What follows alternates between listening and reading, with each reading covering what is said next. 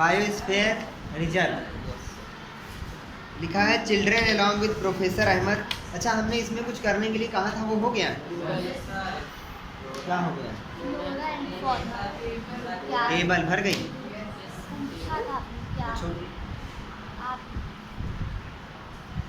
पूछो। आपने पूछा था फ्लोरा एंड फौना पद पढ़ के आए हो? चलो अभी तुरंत आ रहे हैं। लिखा है children along with professor Ahmed and Madhav ji enter the biosphere reserve area. कुछ बच्चे माधव जी और प्रोफेसर अहमद के साथ में बायोस्फीयर रिजर्व के अंदर एंट्री ले रहे हैं। लिखा है माधव जी ने एक्सप्लेन किया कि biosphere reserve are the area made for conservation of biodiversity. और ये बायोडाइवर्सिटी वर्ड क्या होता है, कल हम लोगों ने देख लिया। ठीक, मतलब माधव जी बता रहे हैं कि बायोस्फीयर रिजर्व ऐसे एरिया होते हैं जहाँ पर बायोडाइवर्सिटी को कंजर्व किया जाता है, बचाया जाता है। समझ पा रहे हो? As you are aware that biodiversity is a variety of plants, animals and microorganisms generally found in an area। यानी कि कभी क्वेश्चन पूछा जाए कि व्हाट इज बायोडाइवर्सिटी, तो यही इतना आंसर देना है कि एरिया मेंट फॉर, नहीं, the biodiversity is the variety of plants, animals and microorganisms generally found in an area. ये किसका आंसर है? बायोडाइवर्सिटी क्या होता है समझ के आगे लिखा है द बायोस्फीयर रिजर्व। अभी देखो एक चीज़ इसमें पता चलेगी, जो लोग घर से पढ़ के आए हैं शायद उन्होंने भी ध्यान न दिया हो, पता चलेगा। लिखा the biosphere reserve help to maintain the biodiversity and culture of that area. A biosphere reserve में also contain other protected areas in it. Biosphere reserve में और भी चीज़ें होती हैं। क्या होती हैं देखो, लिखा है the Pachmarhi biosphere reserve consist of one national park. यानी कि बायोस्फीयर रिजर्व में एक नेशनल पार्क पाया जा रहा है जिसका नाम क्या है, Satpura, and 2 wild life century. इसके अलावा 2 वाइल्ड लाइफ सेंचुरीज भी पाई जा रहे हैं। समझ पा रहे हैं हमारी बात? हम कहना ये चाह रहे हैं कि बायोस्फीयर रिजर्व बड़ा होता है, उसके अंदर एक नेशनल पार्क है, उसी के अंदर 2 क्या है, वाइल्ड लाइफ सेंचुरी। समझ गए कि नहीं? जिनका नाम भी दिया हुआ है बोरी एंड पंचामढ़ी। ठीक, समझ गए? फिगर बना हुआ है 7.1, देख लो, इसमें बढ़िया सा मैप बना हुआ है, उसमें नॉर्थ ऊपर की तरफ बता दिया है। और ये पूरा का पूरा पंचामढ़ी बायोस्फीयर रिजर्व है। इसके अंदर देखो क्या लिखा है, सतपुड़ा नेशनल पार्क है और भी चीज़ें उसमें दी हुई हैं। ठीक, एक्टिविटी 7.4 लिखा है list the factor disturbing the biodiversity of your area. तुम्हारे एरिया में बायोडाइवर्सिटी है, तुम्हें पता है, उसको कौन कौन सी चीज़ें हैं जो डिस्टर्ब कर रही हैं, उनकी एक लिस्ट बनाना है। Some of these factors and human activities में डिस्टर्ब द बायोडाइवर्सिटी अननोविंगली। यानी कि उनको पता नहीं होगा कि हम डिस्टर्ब कर रहे हैं, फिर भी डिस्टर्ब हो रहा है ना? अभी क्लियर करते हैं इसको। List these human activities, how can these be checked, discuss in your class and right a brief report in your notebook. क्या करना है, अपने घर के आसपास देखो बायोडाइवर्सिटी है, घर के आसपास तुम्हारा तालाब होगा, वहीं पे चले जाओ, सबसे आसान। वहाँ पे तुमको कितने तरीके के पेड़ पौधे जीव जंतु वहाँ पे दिखेंगे, वो सारे के सारे तुम काउंट कर लो कि ये एक एरिया है और यहाँ पे बायोडाइवर्सिटी है। अब कुछ पौधे तुमको कुछ समय के बाद वहाँ पे नहीं दिखेंगे, कुछ जीव जंतु नहीं दिखेंगे। कौन से ऐसे फैक्टर्स हैं जो उनको डिस्टर्ब कर रहे हैं? जैसे अभी बारिश का मौसम है, तुमको ज़्यादा चीज़ें दिखेंगी, ज़्यादा जीव दिखेंगे, ज़्यादा पेड़ पौधे दिख रहे हैं, है कि नहीं? तो कुछ समय के बाद वो नहीं दिखेंगे। ऐसा क्यों? चलो, जो घर के लिए होमवर्क दिया था फ्लोरा एंड फौना, लिखा है the children walk around the biosphere reserve they appreciate the green wealth of the forest. जितना बच्चे जंगल में टहलते गए तब उन्होंने देखा क्या कि वहाँ पे बहुत सारी क्या है, ग्रीन ग्रीन चीज़ें उनको दिखी। तो उनका अभी हम लोग देखिए फ्लोरा एंड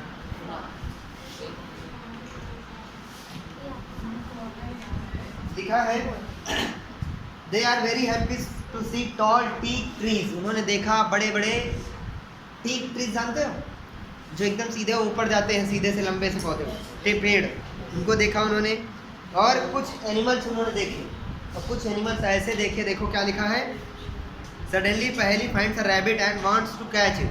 पहेली को वहाँ पे एक रैबिट दिखा। अच्छा, ऐसे वो बड़ी समझदार बनती है। देखना यहाँ पे क्या किया, see it starts running after it, वो तुरंत उसके पीछे दौड़ने लगी पकड़ने के लिए, वो भी एक रैबिट को। प्रोफेसर अहमद स्टॉप्स है, प्रोफेसर अहमद ने कहा इधर आओ।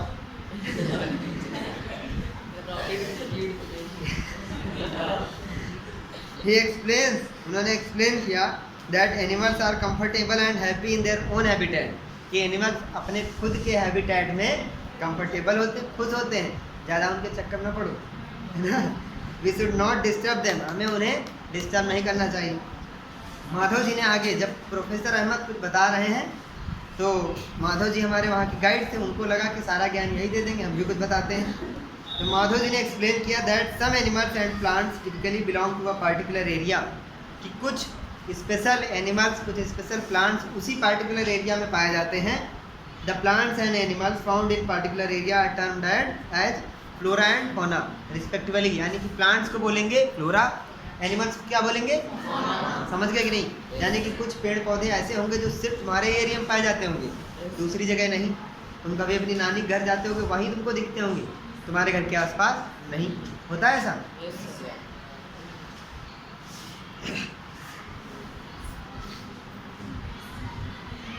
पंचामणि में जो भी पाए जाते हैं उनके देखो नाम यहाँ पे लिखे हुए हैं ब्लू बॉक्स के अंदर, साग, टीक, मैंगो, जामुन, सिल्वर, ये सब पढ़ लेना।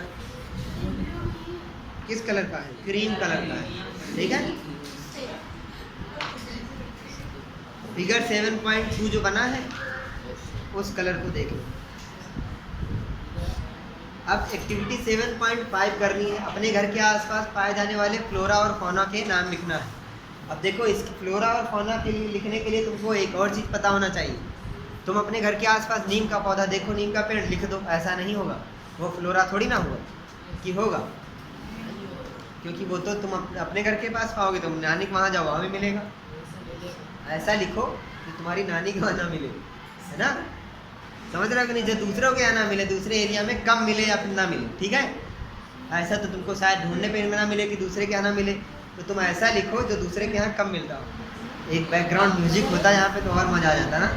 अब आते हैं एंडेमिक स्पीसीजेस क्या होते हैं। लिखा है soon the group quietly इंटर्स the deep forest, धीरे धीरे वो पूरा का पूरा ग्रुप गहरे जंगल में प्रवेश करता है। Children are surprise to see a very big squirrel, कुछ बच्चों ने वहाँ पे देखा एक बड़ा सा स्क्वायरल। स्क्वायरल जानते हो क्या होता है? नॉर्मल गिलहरी तुम लोगों ने देखा, तो वहाँ पे उन्होंने देखा बड़ी सी गिलहरी, ठीक। This squirrel has a big fluffy tail, उस गिलहरी के बड़ी सी फ्लफी टेल होती, मतलब कि फ्लफी टेल समझते हो, डॉगी होता है बढ़िया फ्लफी मुलायम, टेडी बेयर लाते हो वाला नीले से खरीद के। कितने लोग के पास टेडी बेयर है? हमारे पास भी वो तो टेडी बेयर है, उसको क्या जरूरत है। The squirrel has a big fluffy tail, they are very curious to know about it, सब जानने के लिए उत्सुक थे कि बता दो हमको जल्दी ये क्या है।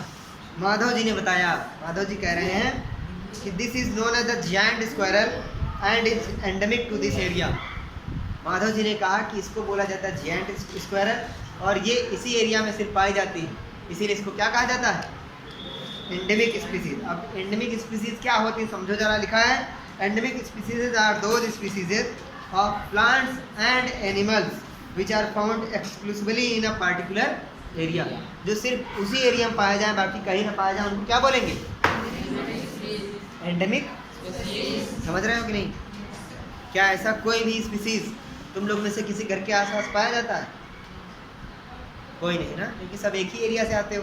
कोई यहाँ नैनीताल से पढ़ने आता होता, कोई जम्मू से, मतलब वहाँ कभी कभी जाता होता, तब फिर ये बात होती। सब यहीं के हो। है कोई बाहर का या कोई जाता है? बताओ कहाँ जाते हो? नैनीताल गए थे, वहाँ कुछ ऐसा देखा था जो बताने लायक हो? जो यहाँ डिफरेंट टाइप की फिश, क्या डिफरेंट था उनमें? कलर अलग लगता है, ठीक। और कोई लिखा है they are not naturally found anywhere else, a particular type of animal or plant may be endemic to a zone, a state or a country। एक पर्टिकुलर एनिमल एक कंट्री के लिए हो सकता है एंडेमिक, यानी कि ऐसा होगा कि सिर्फ उसी कंट्री में पाया जाएगा। या फिर उसी स्टेट में पाया जाएगा, ऐसा भी हो सकता है कि सिर्फ इसी स्टेट में पाया जा रहा बाकी कहीं नहीं। ऐसा भी हो सकता है कि किसी एरिया में पाया जाता है, जैसे सिर्फ लखनऊ में पाया जा रहा, ऐसा भी हो सकता है। ठीक।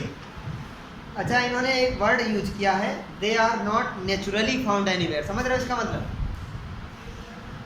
यानी कि ऐसा हो सकता है कि हम लोग उसको उठा के ले जाएं, दूसरी जगह पे ले जाएं, तब उनकी जनसंख्या बढ़वा दें। समझ गए कि नहीं? एक मेल फीमेल को एक जगह से उठाएं, दूसरी जगह पे ले जाएं, तब ये नेचुरली फाउंड नहीं हुआ।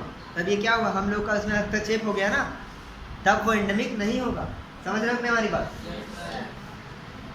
माधव जी ने दिखाया कुछ। माधव जी सोच साल and wild mango 7.3a wild mango जंगली आम as to examples of the endemic flora of the Panchamadi Biosphere Reserve. Bison Indian giant squirrel, उसका नाम देखो बता दिया है, वही जो भी जियांट स्क्वायरल देखा था उसका नाम क्या है? उसका नाम है कुछ, क्या है? 7.3b देखो, Indian giant squirrel and flying squirrel. Flying squirrel जो उड़ लेती, endemic fauna of this area. अच्छा, फ्लाइंग स्क्वायरल के बारे में एक बात बताते हैं। तुम लोगों ने किसी रैंडम एक मूवी में या कहीं पर देखा होगा कि ये जंगल वाला जिसमें सीन होगा, उसमें इसका सीन दिखाते ज़रूर।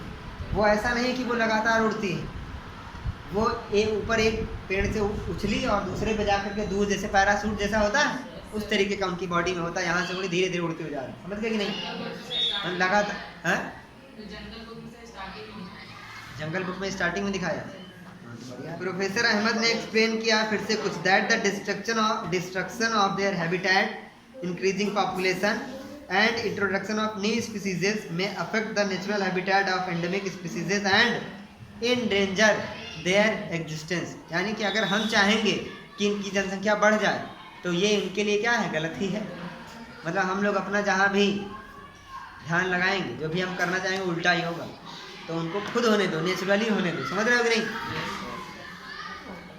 स्पीसीजेस क्या होते हैं ये समझ लो। जब सब बता देते हैं, पढ़ा देते हैं, उसके बाद आते हैं कि अच्छा वो कुछ कठिन वर्ड था, ना बता दें। अब पहले पढ़ा दिए हैं स्पीसीज के बारे में, अब बता रहे हैं, ये पहले बताना था। स्पीसीजेस क्या होती हैं? लिखा है species is a group of population which are capable of interbreeding. This means that the members of a species can reproduce fertile offspring. Means होता है क्या? अपने जैसा बनाना। ऑफ स्प्रिंग मतलब जैसे तुम लोग अपने मम्मी पापा जैसे हो, तो तुम अपने मम्मी पापा के ऑफ स्प्रिंग हो। समझ गए? मतलब ये तुम्हारे लिए वर्ड नहीं ऐसा, लेकिन आप समझाने के लिए था ये। Only with the members of their own species and not with members of other species. Members of species have common characteristic. एक स्पीसीज के जो मेंबर्स होंगे उनकी कैरेक्टरिस्टिक कैसी होंगी? कॉमन होंगी।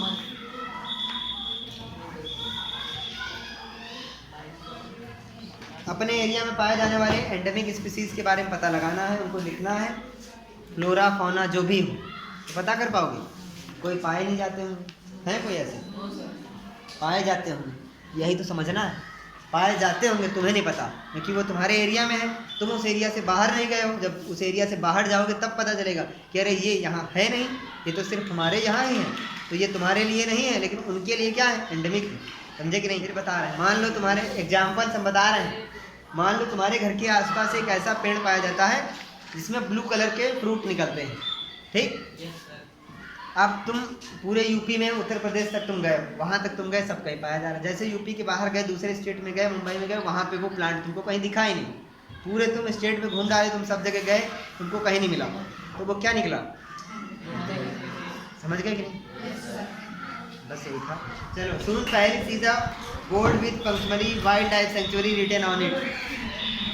अब जा करके पहली ने एक देखा, क्या देखा? बोर्ड जिस पे लिखा था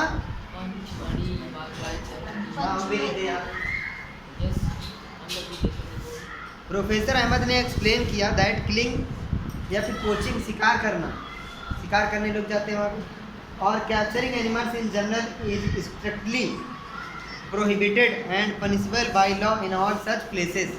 इस तरह की जगहों पर अगर शिकार किया जाए या किसी जानवर को मारा जाए, पकड़ा जाए, तो वो क्या है?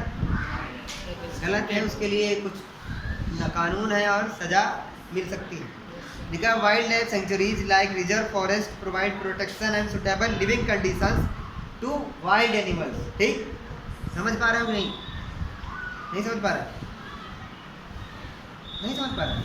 वाइल्ड लाइफ सेंचुरी ऐसी जगह होती जहाँ पर कुछ ऐसी चीज़ें प्रोवाइड की जाती हैं जंगली जानवरों को कि उनकी रक्षा हो सके। किससे? जो उनको मारे, जो उनको नुकसान पहुंचा सकते हैं, उसमें हम भी शामिल हैं। ठीक, लिविंग कंडीशंस उनको दी जाती है कि वो सर्वाइव कर सके। पेड़ पौधे जो उनके लिए ज़रूरी हैं, जो बाकी एनिमल्स उनके लिए ज़रूरी हैं। समझ गए? He also tells them that people living in wildlife sanctuaries are allowed to do certain activities such as grazing by their livestock, collecting medicinal plants, firewood, etc. यानी कि वाइल्ड लाइफ सेंचुरीज में जो लोग रहते हैं उनके लिए कुछ छूट दी जाती है। क्या? अपने जानवरों को वहाँ चरा सकते हो, दवाओं के लिए पौधों को तुम ला सकते हो, कलेक्ट कर सकते हो, फायरवुड जलाने के लिए लकड़ी ला सकते हो, और भी कई चीज़ें। लेकिन वो ये सब भी निगरानी में होता है। किसकी निगरानी? हाँ, फॉरेस्ट ऑफिसर आते रहते होंगे बीच बीच में, है ना। ब्लू बॉक्स के अंदर, ब्लू नहीं, कौन से कलर का है? ग्रीन कलर के बॉक्स के अंदर देखो कुछ लिखा है। Some of the threatened wild animals like black buck, white eyed buck, elephant, golden cat, pink headed duck, घड़ियाल, marsh crocodile, python, rhinoceros et cetera are protected and preserve in our wild life. Indian sanctuaries have unique landscapes, broad level forest, mountain forest and bushlands in deltas of big rivers। कुछ समझ में आया? नहीं आया? लिखा है कुछ थ्रेटेंड, जो ऐसे जगह को बचाया जाता है, उनके नाम बताए गए हैं। देखो लिखा है ब्लैक बग, काला हिरन, इसका शिकार करने लोग जाते हैं। गोल्डन कैट होती है, सुनहरी कैट, सोने जैसी कैट होती है। ये सब क्या है? वो वहाँ पे प्रोटेक्ट करी गई है। जितने भी नाम अभी लिए हमने इन सब के, ठीक है। जो इसमें से नाम ऐसा लगे कि ये क्या है, वो हमसे पूछ लेना, अगर तुमको गूगल करने पर भी ना मिले। ठीक, जब pity that even protected forest are not safe because people living in the neighbourhood encroach upon them and destroy them. यानी कि जो आसपास लोग रहते हैं उनको कुछ छूट दे दी जाती है तो वो पूरी छूट ले लेते हैं। किसी को उंगली पकड़ाओ तो तुरंत जो है कलाई पकड़ लेता है। वैसे ही है कि उनको थोड़ी छूट दी गई है तो वो। Children are reminded of their visit to the zoo. They recall that zoos are also places where animals receive protection। यानी कि चिड़ियाघर भी ऐसी जगह होती है जहाँ पर एनिमल्स को प्रोटेक्शन मिलती है। अब बूझो कि फिर खोपड़ी में सवाल आया है कि what is the difference between zoo and wild life sanctuary. बताओ। लिखा है on the road side there was another board on which was written Satpura national park. ये लोग टहल रहे थे, प्रोफेसर अहमद के साथ में पूरा ग्रुप जा रहा था। उन्होंने रोड पर देखा एक जगह पे एक बोर्ड लगा हुआ था, उस पर लिखा था Satpura national park. Children are now eager to go there. सब बच्चों का मन किया कि वहाँ पे जाएं। Madhav ji tells them that these reserves are large and diverse enough to protect whole sets of ecosystems. Ecosystem वाला हम लोगों ने चैप्टर पढ़ा है, इकोलॉजी, इकोसिस्टम, कुछ याद आ रहा? हम लोगों ने अभी नहीं पढ़ा, आगे आएगा। हो सकता है क्लास 7 में थोड़ा बहुत पढ़ा हो, थोड़ा बहुत तो पढ़ा ही था। इसमें पूरा इकोसिस्टम, पेड़ पौधे होते हैं, फिर उसमें जीव जंतु होते हैं, एक दूसरे पे कैसे डिपेंड होते हैं, ये सब थोड़ा बहुत पढ़ा था ना। इकोसिस्टम कह रहे हैं उसमें बहुत ज़्यादा क्या होता है, पूरा सेट होता है। आगे लिखा है they preserve flora, fauna, landscape and historic objects of an area. यानी कि नेशनल पार्क प्रोटेक्ट करते हैं फ्लोरा फौना को, लैंडस्केप यानी कि जो भी वहाँ पे सीनरी हो, झरने हो, जो भी हो, है ना। फिर और क्या बचाते हैं? हिस्टोरिक ऑब्जेक्ट्स, जो पुराने ऐतिहासिक चीज़ें हो वहाँ पे। जैसे कहीं कहीं पे ऐसा होता है किसी नेशनल पार्क में कि कोई ऐसा पत्थर पड़ा हुआ है, स्टोन जो बहुत पुराना है, उस पर कुछ डिजाइन आर्ट बनी हुई है, जो आदिवासी जो आदिकाल में लोग रहते थे वो बना के चले गए, है ना। इन सबको प्रोटेक्ट कौन करता है? आगे है Satpura national park is the first reserve forest of India. Question देखो ये बन गया, क्या हो गया? सतपुरा नेशनल पार्क जो है वो हमारा सबसे पहला रिजर्व क्या था? हाँ, तो ये क्वेश्चन बन सकता है, मल्टीपल चॉइस में भी आ सकता है, इन द ब्लैंक्स में भी, ट्रू फॉल्स में भी आ सकता है। ठीक, कुछ डेटा है इसमें, उनको याद रखना है। आगे देखो लिखा था finest Indian teak is found in this forest. Finest Indian teak, teak में जानते हो क्या होता है? टीक में सागौन का पौधा, पौधा क्या, पेड़, सागौन का पेड़। तो इंडिया का सबसे फाइनेस्ट, सबसे बेहतरीन, फाइनेस्ट मीन्स होता है बेहतरीन, सबसे बेहतरीन इंडियन सागौन का पेड़ कहाँ मिलेगा? Satpura national park. आगे एक और डेटा है, there are more than 100 national parks in India, यानी कि पूरे इंडिया में टोटल कितने हैं नहीं बताया है, लेकिन ये बताया है कि 100 से ज़्यादा। समझ गया कि नहीं? उसमें से नंबर 1 पे मतलब सबसे पहले कौन सा बना था? सतपुरा।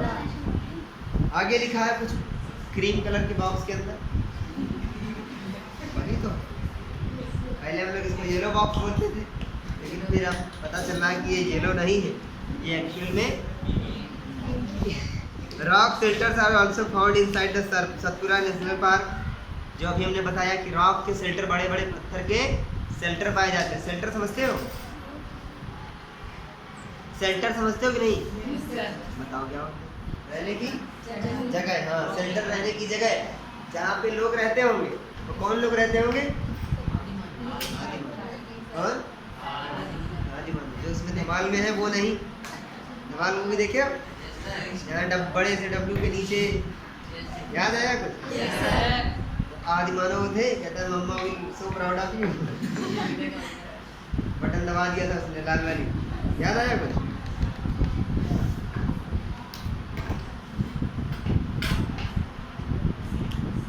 लिखा है these are evidences of pre historic human life in these jungles. इन्हीं जंगल में हमको कुछ ये सबूत मिलते हैं, ये प्रूफ मिलते हैं कि हाँ, पहले ज़माने में भी, इतिहास में भी लोग वहाँ पर रहते थे। These gives an idea of the life of primitive people। ये हमको एक आइडिया देते हैं कि पहले लोग कैसे रहते होंगे, है ना? आगे लिखा है rock paintings are found in these shelters, total of 55 rock shelters have been identified in Pachmarhi biosphere reserve. Data, जहाँ पे भी डेटा है उसको अंडरलाइन करके कॉपी पे लिखो। डेटा से क्वेश्चन वैसे हम तो कम बनाते हैं, लेकिन आते हैं। कह रहे हैं कुछ ये बता तो रहे हैं, हमारे समझ में नहीं आ रहा। मतलब यह है, डेटा होता है कि पंचमढ़ी नेशनल पार्क में या पंचमढ़ी बायोस्फीयर रिजर्व में कितने रॉक शेल्टर्स मिले? 55। तो क्वेश्चन ऐसे पूछा जाएगा कि पंचमढ़ी बायोस्फीयर रिजर्व से कितने रॉक शेल्टर मिले, हमें बताना होगा 55। इस तरीके की रटने वाली चीज़ें हम वैसे कम पूछते हैं, लेकिन अगर आ गया मल्टीपल चॉइस में कहीं, सोचो लिखा हो 54, 55, 56, 57, अब तुम्हारे तो जोड़ गए, लग तो 54 भी रहा है, कुछ 50 के आसपास था और चारों दे दिया सेम। अब तुम अकड़ बकड़ बम्बे बोल करोगे उसमें, लास्ट में बोल के चला गया 57 पे, फिर कह रहा नहीं जय माता दी करते हैं, जय माता दी, ये सही ऐसे तो करते हो। आगे लिखा है figures of animals and men fighting, hunting, dancing, playing musical instruments are depicted in these paintings. Many tribals still live in their area. यानी कि उस पे, उन पत्थरों पे कौन कौन से चित्र बने हुए मिले कि लोग शिकार कर रहे हैं, लोग डांस कर रहे हैं, लोग गाना गा रहे हैं, लोग कुछ बजा रहे हैं, है ना? और अभी भी वहाँ पर कुछ आदिवासी रहते हैं। आगे लिखा है children move ahead, they see a board with Satpura tiger reserve. धीरे धीरे बच्चे आगे बढ़े तो उन्होंने देखा एक और बोर्ड लगा हुआ था, उस पर क्या लिखा था?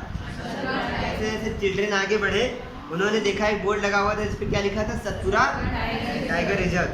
उस पर लिखा था। माधव जी ने एक्सप्लेन किया कि ये एक प्रोजेक्ट टाइगर चल रहा है जो लॉन्च किया गया था गवर्नमेंट के द्वारा, किस लिए? टाइगर्स को बचाने के लिए। अच्छा, कोई इस क्लास में ऐसा है जो ये एक्सप्लेन कर दे कि टाइगर क्यों बचा रहा है?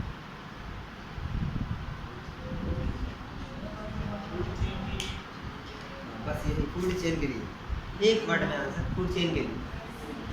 तुम्हारे घर के आसपास सांप निकल आए, या तुम्हारे घर में, तुम्हारे कमरे में सांप निकल आए, क्या करोगे? मार दो। कितने लोग मार देंगे? मतलब तुम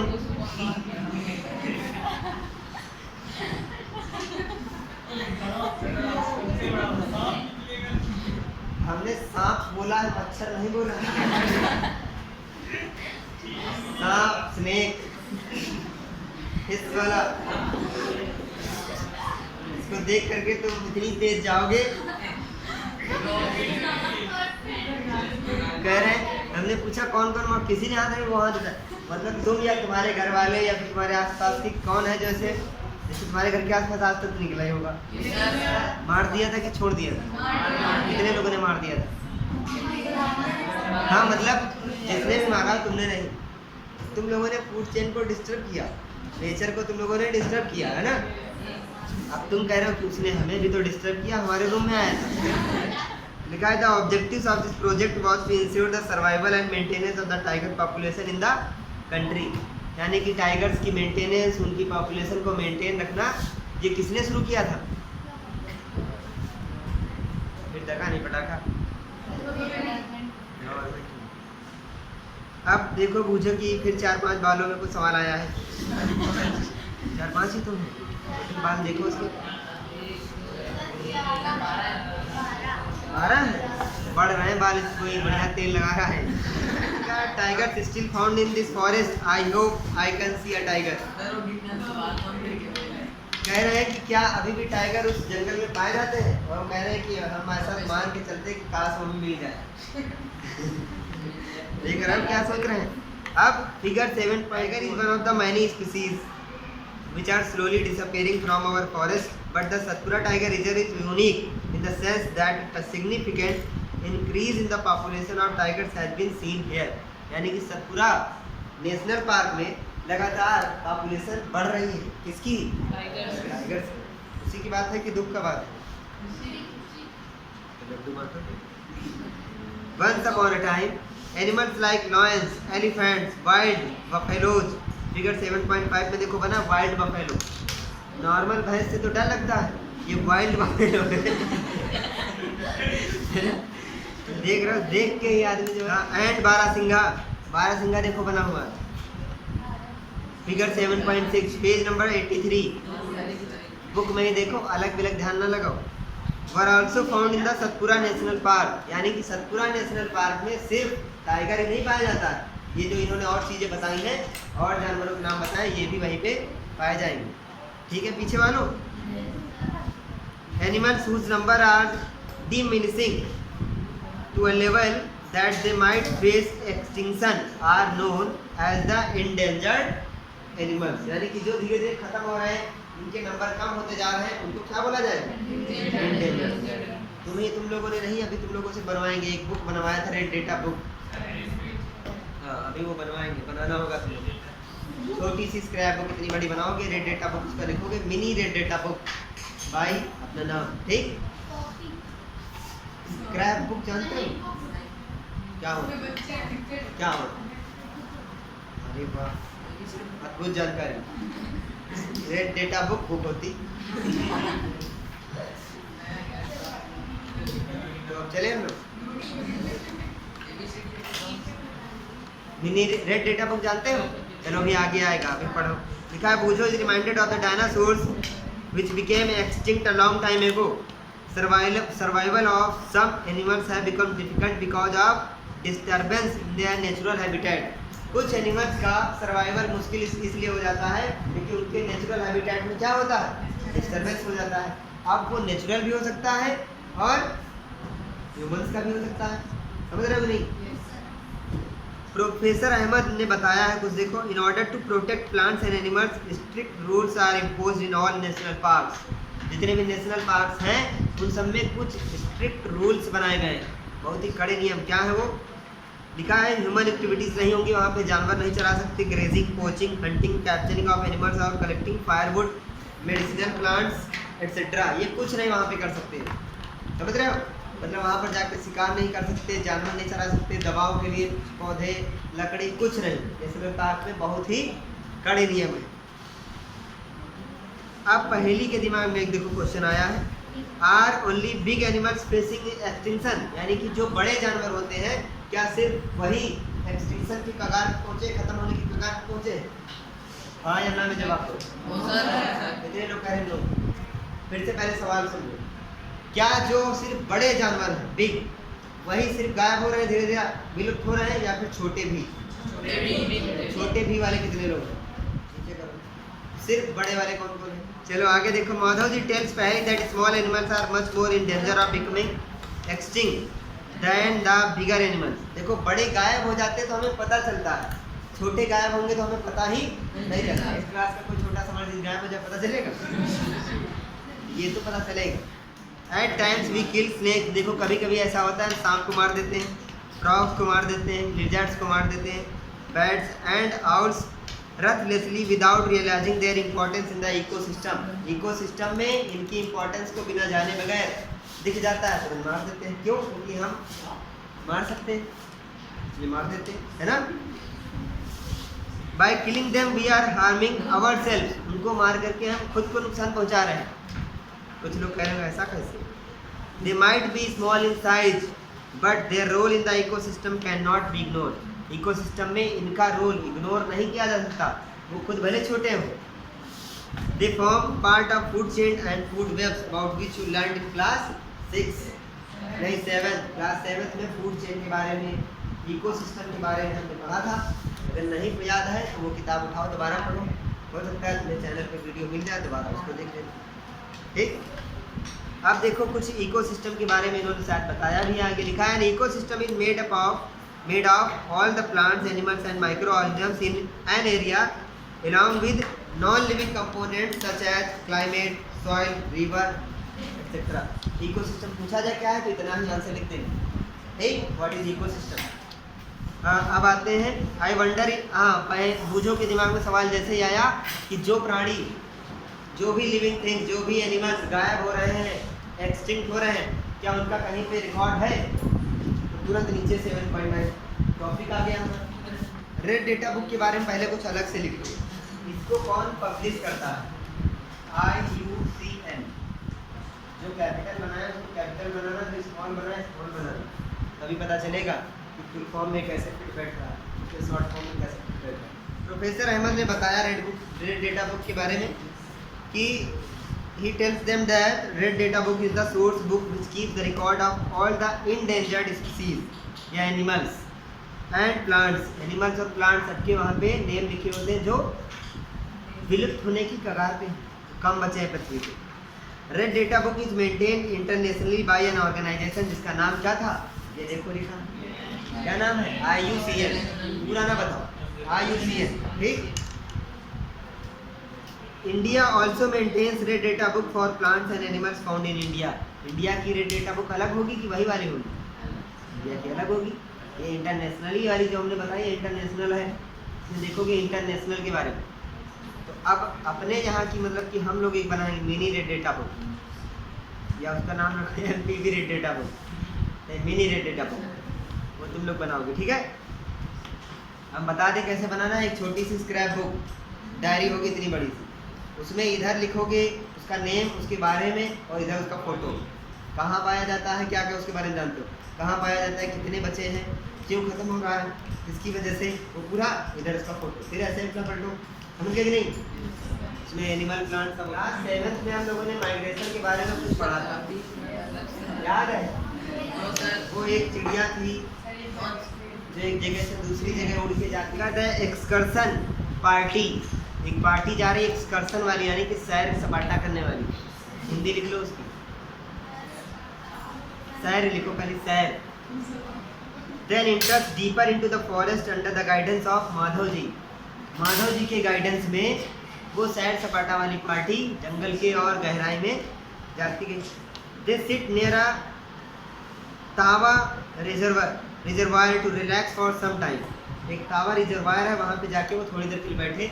जो पीछे मैप बना है तुम्हारे बुक में, पलटो पीछे बनने, पेज नंबर बताओ। 79। पेज नंबर 79 पे फिगर क्या नंबर है? 7.1 में जो मैप बना देखो, उसमें तावा रिजर्वायर बना है, समझ गए ना। तावा रिजर्वायर के पास जाके वो बैठ गए, थोड़ी देर रिलैक्स कर रहे थे। पहली ने वहाँ पे कुछ ऑब्जर्व किया कि कुछ चिड़ियाँ हैं वहाँ पे रिवर के पास, नदी के पास। माधव जी ने तो फिर बताया चिल्ड्रन को कि ये माइग्रेटरी बर्ड्स, कौन सी बर्ड्स हैं? These birds have phloem here from other parts of the world. संसार के दूसरे पार्ट से यहाँ आई, देश के दूसरे पार्ट से नहीं, संसार के दूसरे पार्ट, समझ रहे हो? उड़ करके, खुद जहाज में बैठ कर उड़ के नहीं। Migratory birds fly to far away areas every year during a particular time because of climatic change. अब क्लाइमेट क्या होता है, याद है कुछ? अगर किसी पार्टिकुलर एरिया का लगा पिछले 25 सालों का एवरेज वेदर निकाले तो उसको क्या बोलते हैं? याद आ रही है पुरानी बातें?